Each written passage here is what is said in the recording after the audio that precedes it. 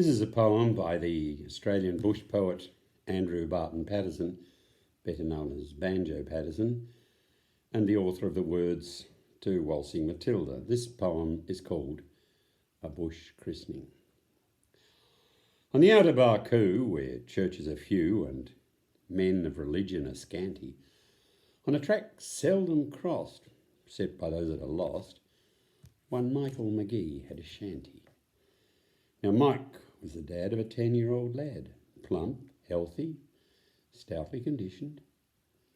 He was strong as the best, but poor Mike had no rest, for the youngster had never been christened, and his wife used to cry if the darling should die. St. Peter might not recognise him. Well, by luck he survived till a preacher arrived and promised that day to baptise him.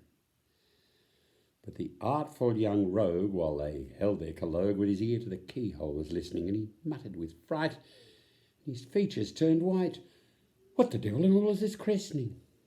He was none of your dolts, he'd seen them brand colts, and it seemed to his small understanding if a man in the frock made him one of the flock, well, that must mean something like branding.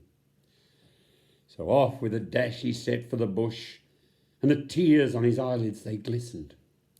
"It's wrongful," cried he, "to brand youngsters like me. I'll be darned if I'll stay and be christened." Like a young native dog, he ran into a log, and his father, in language uncivil, never minding the praise, cried aloud in his haste, "Come out and be christened, you divil." But he lay there as snug as a bug in a rug, and his father in vain might reprove him, till the minister spoke. He was fond of a joke. "I've an ocean," he says, "that'll move him. Poke a stick up the log, give the youngster a prog. Poke him easy, don't hurt him or maim him. I've the water at hand. This he won't stand. As he rushes out this end, I'll name him. Here he comes, and for shame I've forgotten the name. Was it Patrick or Michael or Dennis?"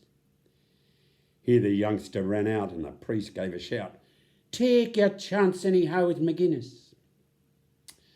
As the young native cub made a dash for the scrub, a pursuit he knew would be risky, the priest, as he fled, threw a flask at his head that was labelled McGuinness's Whiskey. Now McGuinness Magee has been made a JP, and the one thing he hates more than sin is to be asked by the folk who've heard of the joke how he came to be christened McGuinness.